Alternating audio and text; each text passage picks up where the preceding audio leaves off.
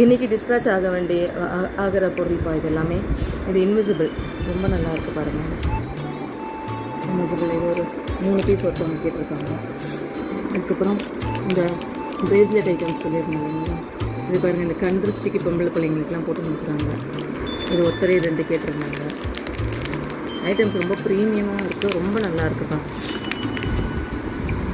ஒரே நாளே புக்கு எனக்கு. மற்ற இது 6 பீசஸ் இது இருக்கா. அதுக்கப்புறம் கொலுசு கேட்டிருந்தாங்க. இது சிங்கிள் கொலுசு மாதிரி. இது என்ன கேரளா டைப் சொல்லுவாங்க இல்லைங்களா, அந்த டைப்பு.